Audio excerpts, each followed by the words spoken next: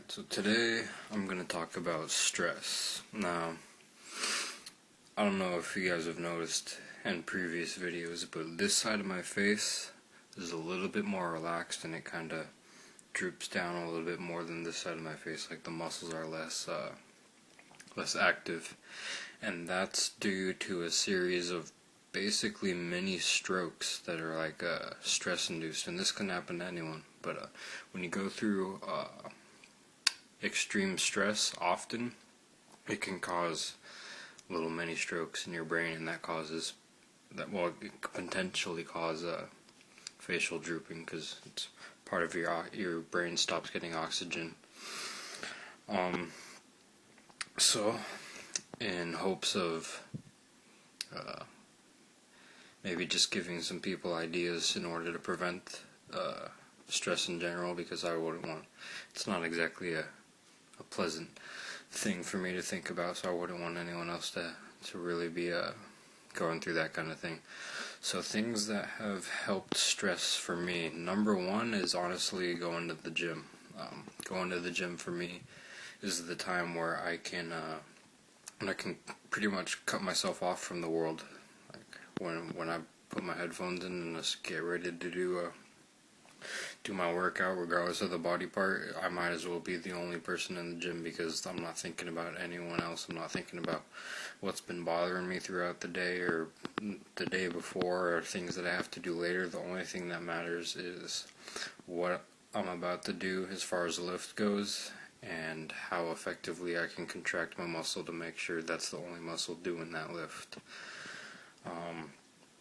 Things that have helped me deal with stress in the moment is honestly breathing. When people say, "Oh, just breathe," and honestly, if you take the time to basically convince you, it's all psychological. If you take the time to convince yourself that in that brief moment when you're trying to calm down, that nothing's wrong, and you just take deep breaths, it gives your body a chance and your mind a chance to catch up with the situation, and you don't necessarily worry about it so much.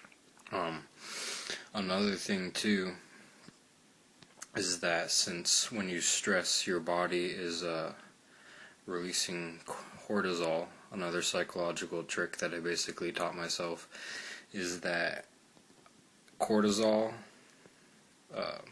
basically is a catabolic hormone. It makes your muscles deteriorate. So I basically tricked myself into not stressing because I engraved it into my brain that if I stress, I'm going to be releasing cortisol and I'm going to be losing muscle. And to me, not losing muscle was more important than whatever it was that I was stressing about. So even if that's not necessarily like a way to look at it, not to say that there's nothing more important in life than gaining muscle, but it's something that has helped